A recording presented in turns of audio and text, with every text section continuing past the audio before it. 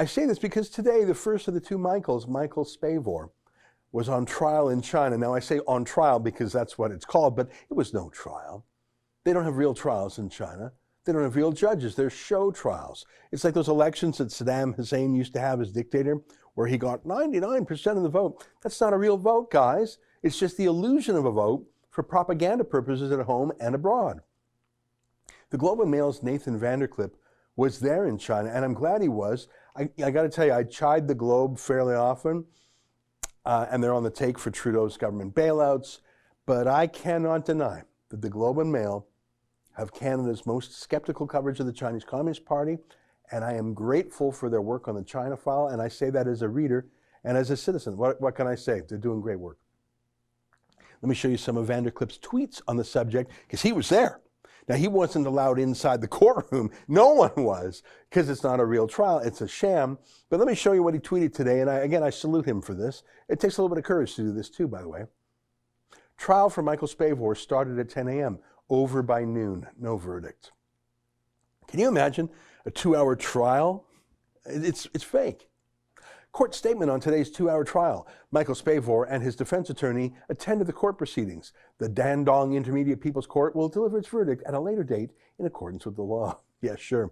The verdict was written in advance, folks, and it'll be given to the judge to publish. That's how it works in China. Here's another tweet. Foreign diplomats arriving at Michael Spavor trial. China has denied entry to everyone. 10 diplomats from 8 countries. Well, I'm grateful to those other 7 countries. I'd like to know who they are. And then this tweet is both pitiful and enraging. At the Dandong courthouse, Canadian diplomats seeking access. Yeah. It's 10 a.m. Trial for Michael Spavor is meant to begin now. Canadian diplomats and other diplomats and media are still outside. And then here's a Canadian diplomat locked outside. Jim Nicol, Canada's charge d'affaires in China at the Spavor trial in Dandong. We are disappointed in the lack of access and the lack of transparency in the process.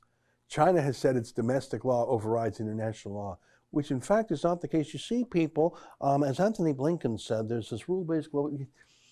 That's all you got? You're disappointed, eh? That's all you got. An anonymous diplomat, have you ever heard of him? He's not the ambassador. He's just some guy. I'm sure he's a good guy, but he's anonymous. He's a low-ranking guy. He says he's disappointed. Listen, I'm disappointed when it's leftovers for dinner again. I'm disappointed that my sports team lost, if I had a sports team. I'm disappointed that the construction on the road outside my house is taking so long. That's what the word disappointed is for. Oh, that's disappointing.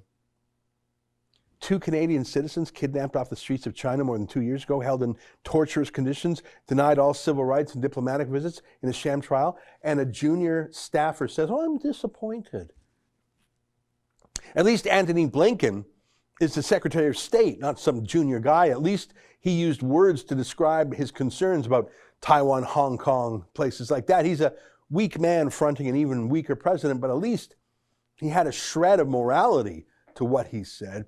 Here's what our cowardly Prime Minister had to say. Finally, let me say a few words about Michael Spavor and Michael Kovrig. Michael Spavor's hearing took place earlier today. The court has not yet pronounced a verdict. Michael Kovrig's hearing is scheduled for Monday. Let me be very clear. Their arbitrary detention is completely unacceptable, as is the lack of transparency around these court proceedings. Our top priority remains securing their release.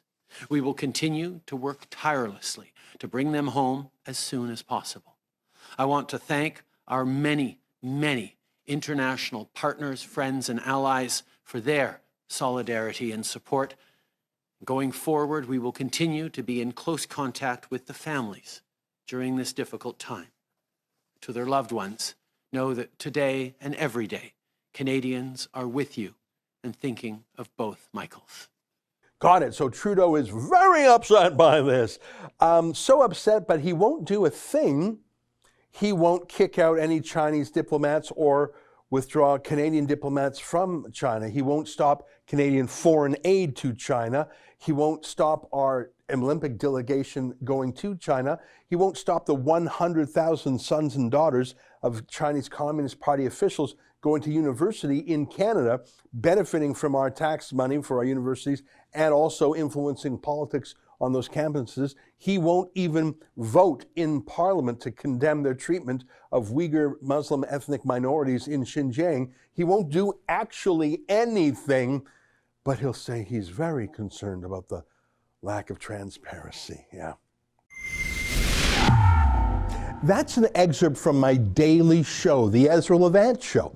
Every day I do a monologue on the news of the day, then I interview an interesting guest, and then I read my hate mail. You gotta subscribe. Go to rebelnews.com.